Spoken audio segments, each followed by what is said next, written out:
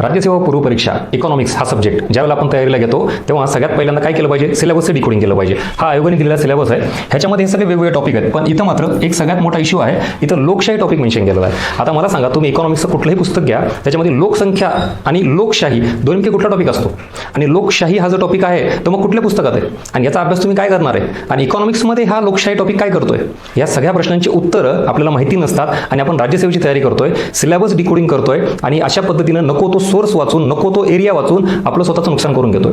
अर्थनीती pattern मार्फत ज्यावेळेला आपण बॅच जॉईन केली असेल तुम्ही, त्यावेळेला पहिले 3 ते 4 दिवस मी फक्त आणि फक्त सिलेबस डिकोडिंग आणि PYQ अनालिसिस घेतो, जुन्या विद्यार्थ्यांना माहिती आहे. आणि तुम्ही जर नवीन असाल तर लक्षात घ्या, हे आपल्याला लोकशाही हा काय प्रकार आहे हेच माहित नाही. बरं, हा झाला मराठीत दिलेला आयोगाने सिलेबस. आता या इकडं इंग्लिशमध्येच आयोगाचा सिलेबस, हे बाकीचे टॉपिक ओके आहेत, पण इथं ज्यावेळेला डेमोक्रासी हा जो शब्द आहे ना, तो डेमोग्राफिक्समध्ये कन्वर्ट झालेला आहे.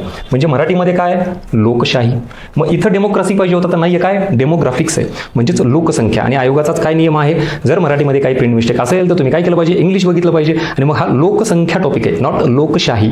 आणि देशातील लोकांचा अर्थव्यवस्थेच्या विकासासाठी लाभ करून घेण्यासाठी लोकसंख्या महत्त्वाची आहे. ज्याला आपण डेमोग्राफिक डिव्हिडंड हा शब्द वापरतो, लोकसंख्येची लाभांशी कन्सेप्ट बघतो. सो अशा पद्धतीनं सिलेबसच नीट माहिती नाही तर मग आपण पुढे कसं जाणार. आणि आपल्या बॅचच्या विद्यार्थ्यांना सुरुवातीला या सगळ्या गोष्टी दिल्याशिवाय मी कुठलाही टॉपिक सुरू करत नाहीये. तर तुम्ही आता इथून पुढे जर अभ्यास करत असाल तर आधी सिलेबस नीट समजून घ्या. आणि तुमच्यापैकी किती जणांना खरंच हा घटक पहिल्यांदाच कळाला की सिलेबसमध्ये पण असं काहीतरी प्रिंट मिस्टेक झालेली आहे, आणि हा टॉपिक लोकशाही नसून लोकसंख्या आहे. तुम्ही आवर्जून तुमचे फीडबॅक मेन्शन करा, व्हिडिओला लाईक करा, आणि जास्तीत जास्त विद्यार्थ्यांपर्यंत शेअर करा. अशाच महत्त्वाच्या गोष्टी एक्झामला लागणाऱ्या आपण आधीच सुरुवातीला समजून घेतल्या तर येणाऱ्या परीक्षेमध्ये आपल्याला नक्की यश मिळेल. अदरवाईज आपण आपली डायरेक्शन चुकीच्या पद्धतीने पुढे नेतोय आणि एफर्ट्स अशा ठिकाणी घेतोय जिथं आउटपुट मिळणार नाही. Thank you so much.